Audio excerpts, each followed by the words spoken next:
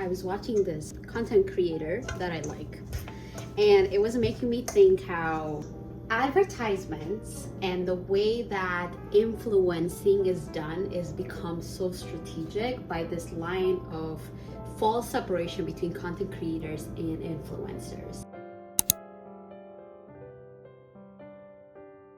Influencers are essentially like very transparent. They're salespeople. Even though you are maybe not seeing it as exactly that, I feel like influencers are like, here's my life, it's commodified as fuck, and I'm selling it to you.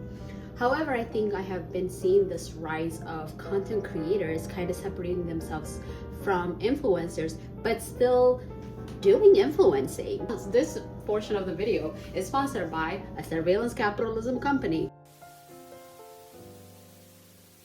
And I just think it's really interesting because that separation is kind of like performative and virtue signaling. And one of the reasons I don't ever want to take an ad, if my channel ever gets to that place where it's like big enough that sponsorships are going to reach out to me, I feel like it doesn't matter how much integrity you have. As soon as you start to promote something to your audience that is there to watch your stuff and kind of engage in this hopefully nuanced topic, something happens. There's some dilution in the trust. There's a wall that's almost built that we just don't know. I had a different channel, and I had that channel since 2020, I think, and show reviews, specifically like a very like niche genre. And I got reached out by the sponsorship company, and I was sponsored by them twice. When I tell you, that took away so much of my agency of how the video was constructed, like just that process itself. Like, I really liked the company because it was a jewelry company that I actually like buy with my own money. So like I was just like, okay, this feels like integrity filled, right? But what I found myself is this conflict within myself, like to meet a deadline to make the video seem a specific way so that they can sponsor me next time. At the end of the day, it just became sort of like a race against standing out and for them to possibly sponsor me again. And this wasn't even money. I was getting a PR package, and it stopped being about the artistry and like the review. And I don't think I posted for a while after I posted those reviews. I was like doing the sponsorship bit. I was sort of like, this feels gross. This feels awful. And I don't know how people do this every month. I'll just say that like when I started this channel and like really thinking about the pivot of like intensity and failure, I was like, it is important for me to have these boundaries within myself. If this channel ever grows, I need to build an integrity that feels like true and consistent. Not saying it has to be for everybody, is that I will not take any sponsorships that come in. There is actual channels like who have never taken sponsorships, and they're doing so good. They're so nuanced, and I've been watching them for over 6-7 years. So I don't think it's any sort of uncharted territory. It's just that it's the norm now to be like, this portion of the video is sponsored by. If actually, you'll be surprised now when you don't see sponsorships in a video. So I'll say that piece because I feel like it's an important piece. I think there is this rise of content creators who are promoting the same thing that so-called influencers are promoting. I think that the idea is like, well, I'm sharing like this well-researched video, and so my take is like anti-capitalist, or I'm talking about community and the importance of like underconsumption and all of these things. But I still feel like it's kind of like either whitewashing, ecological washing the message. Kind of as an audience, I feel like I'm being tricked.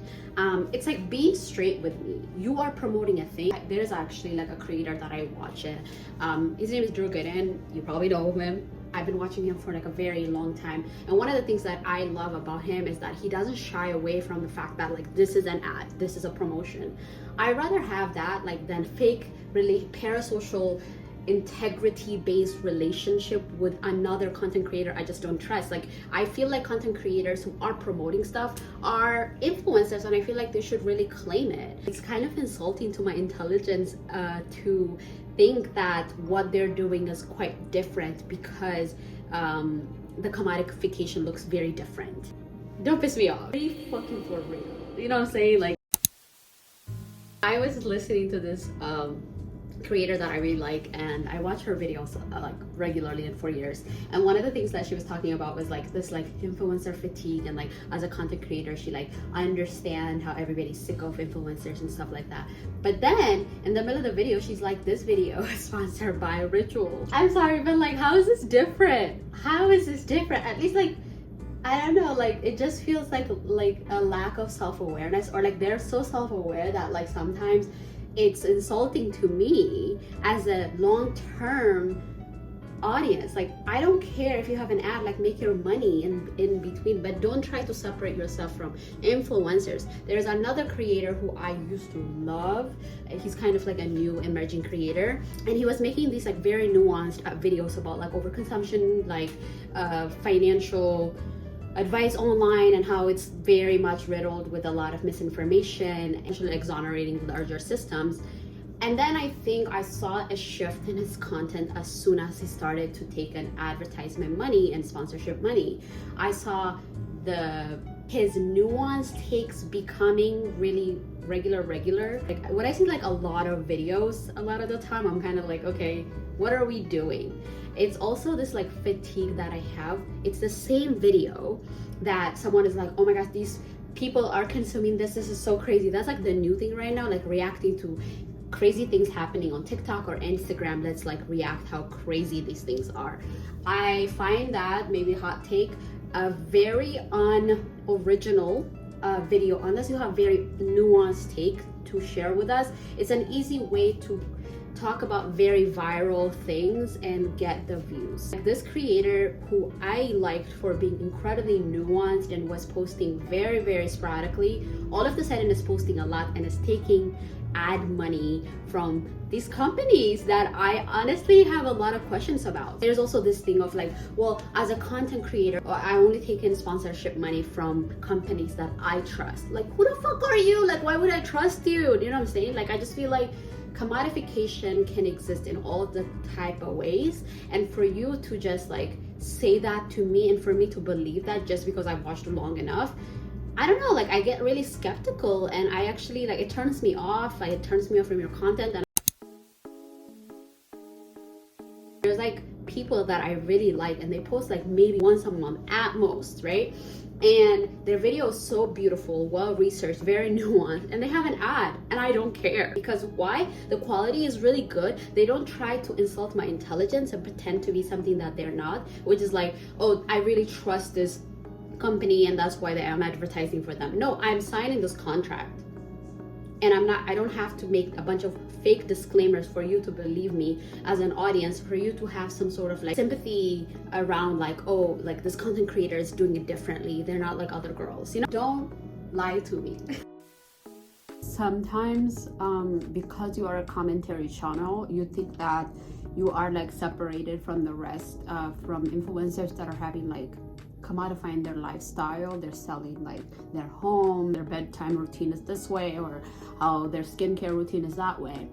I don't find it that different, especially when I see your content is also getting diluted and getting worse over time. You know what I'm saying? I just doesn't feel experimentation. It feels like you're kind of churning out the same thing, especially like the people that tend to see themselves as internet, like pop culture critics. I find it really unoriginal because there's such an oversaturation of that content on the internet.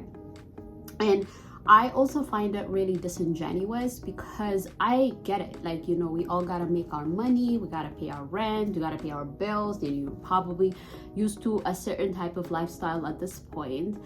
So yeah, I get it. Like with like thousands and thousands of views, I would do the same thing. There's very few commentary channels now that actually feel like commentary. A lot of them feel like they are an reaction to what is available and is made by other people on other platforms, particularly on TikTok and Instagram. I have been wanting to talk about this for a while. I feel like a lot of commentary channels are stealing stuff, and they're kind of just looking at a video. I'm gonna say it, I feel like it's an easy route. I also feel like that happens a lot with like a lot of zero waste sustainability creators, ecological people. After a while, you're kind of like, this is the same shit. Like, and I get it. Like, I think on the internet, like the fame is so short-lived, and you kind of have to come up with new content strategy because capitalism sucks. I find it really, really, I find it like almost like fascinating, and also a contradiction to what you are trying to do out in the world. There's a few ecological or environmental creators who I have been following over the years, and at first they were kind of coming up with all these tips of how to live a more sustainable life as an individual and stuff like that, right? Without a lot of criticism for the larger systems. But then they started to criticize the larger systems. And then when that content became so oversaturated, they were like, oh, I really like this company. It's like a sustainability company. And so like everybody's building a brand. Everybody's becoming an influencer, because when you brand yourself, you automatically become an influencer. So having a consistent type of video coming out, like these are the zero waste swaps I'm doing this year. This is how I'm not spending money. It's like whatever's trendy, you kind of jump on the viral topics that are very much like searched on YouTube or and stuff like that. I get that, like the content strategy around that. But the fact even that there's a content strategy, to me, indicates that there's some sort of like a larger arc of like conspiracy around like how you're separating yourself as a content creator versus an influencer. An influencer has a brand and content strategy, just like a content creator also has a brand and a content strategy. Both have niches, both have specific audience that they're trying to market to. And so I'm still having a hard time about separating the two. Like obviously, like there's some commentary channels and creators that you would find a lot more value and information and like just like nuanced takes from. But I think a lot of the time, because of the world of the internet and how oversaturation works, I feel like a lot of them are getting a little bit desperate. Everybody's trying to stand out, and I completely get it. Like new thumbnails, a metric for success. And obviously on the internet and this algorithm cursed platform that we're on, it is views, unfortunately. And so I get that. It's just the fact that we have to continually separate yourself from influencers and saying like, oh, influencers, the influencing is dead, influencers this, influencers that. I still feel like I'm watching QVC. Like, I'm sorry, but like I feel like I'm watching an ad. And again, I'm not against the advertisement, because again, there's creators that I value immensely and I would watch 2-3 advertisements. Not that they would do that, but like they would be honest about who they are, and they would not make all these disclaimers about being like not like other influencers. Is actually like really like respectful, and it doesn't make me feel like I'm being lied to.